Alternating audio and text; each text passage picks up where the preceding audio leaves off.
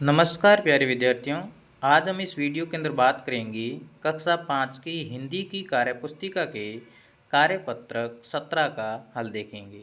सबसे पहले बात करते हैं कार्यपत्रक 17 के पहले प्रश्न की। पहला प्रश्न है कि चित्र को देखकर पढ़िए। आप इसे एक चित्र को देखिए, फिर पढ़िए कि हमारे घर के पास एक सुंदर बगीचा है। बच्चे रोज़ शाम को यहाँ खेलने आते हैं।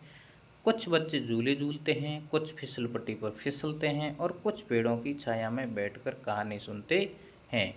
पार्क में एक बड़ा कूड़ादान रखा है जिसमें सभी अपना कचरा डालते हैं। माली रोज पौधों को पानी देता है, सूखे पत्ते इकट्ठे करता है और पार्क की दीवार पर एक संदेश लिखा है, स्वच्छ बगीचा स्वस्थ जीवन। उसके बाद में प्रश्न नंबर 2। प्रश्न नंबर 2 है कि नीचे दिए गए प्रश्नों के उत्तर कार्यपत्रक 16 की कहानी के आधार पर लिखिए। यानी जो 16 कार्यपत्रक में कहानी थी उसके आधार पर उनके उत्तर लिखने हैं। पहला प्रश्न है कि कहानी में कचरा फैलने से क्या समस्या हुई।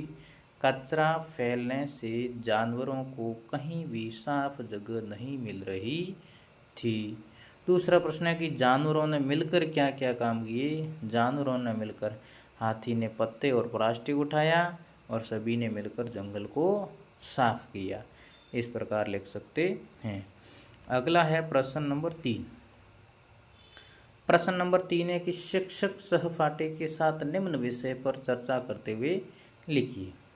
अपने किसी पसंदीदा त्यौहार के बारे में बताइए। तो आपको जो भी त्यौहार पसंद है, होली हो चाहे दीपावली हो, तो दीपावली आप लिख सकते हैं। होली, दीपावली, रक्षाबंधन, जो भी आपको त्यौहार पसंद है आप लिख सकते हैं। दूसरा प्रश्न है आप वो त्यौहार कैसे मनाते हैं। तो त्यौहार के बारे में लिखना। जैसे होली है तो एक दूसरे को रंग और गुलाल लगाते हैं। तीसरा है कि आपको उस त्यौहार में सबसे अच्छा क्या लगता है।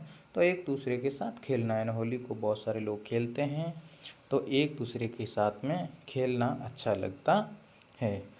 अगला है प्रश्न नंबर 4। प्रश्न नंबर 4 है कि नीचे दिए गए शब्दों में आए स्वर को छांटिए। यानी नीचे जो शब्द है इसमें कुछ स्वर आए हैं, इन स्वरों को आप छांटिए। जैसे किताबें लिखा हुआ है तो क में ई की मात्रा ई स्वर है, त में आ की मात्रा आ स्वर आया है और बे में ई डी की मात्रा इसलिए ए आया है और फिर बिंदी है इसलिए अंगूर की मात्रा आई। फिर इसी प्रकार तैयारी के अंदर खिलाड़ी में, विद्यालय में, सुनहरी, पेड़ों, कहानी और गाँव, इस प्रकार से आप इनको छांट कर लिख सकते हैं। अगला है प्रश्न नंबर 5। प्रश्न नंबर 5 है कि दिए गए संज्ञा, क्रिया और विशेषण शब्दों को पहचान कर उचित कॉलम में लिखिए। यानी यहाँ कुछ शब्द लिखे गए हैं, उनके अंदर संज्ञा भी है, क्रिया भी है और विशेषण, इनको अलग अलग लिखना है। तो संज्ञा में लड़की, फल, गुलाब जामुन, भोजन और विद्यालय, ये सारे के सारे संज्ञा है। पढ़ना, खेलना और लिखना ये क्रिया है और खुश, सुंदर, बड़ा, बुरा, ये सारे के सारे विशेषण शब्द है। उसके बाद में प्रश्न नंबर 6। प्रश्न नंबर 6 है कि विलोम शब्द लिखिए। यहाँ कुछ शब्द लिखे हैं जिनके विलोम शब्द लिखने हैं। दिन, दिन का होगा रात, निष्फल का सफल, जीवन का मृत्यु, उदय का अस्त, लाभ का हानि और हार का जीत। इस प्रकार आप विलोम शब्द लिख सकते हैं और इन सभी प्रश्नों के उत्तर देखकर आसानी से कर सकते हैं। उम्मीद करूंगा कि आपको ये वीडियो अच्छा लगा है। अच्छा लगा है तो आप इस वीडियो को शेयर और सब्सक्राइब ज़रूर करें और साथ में लाइक भी करें। धन्यवाद।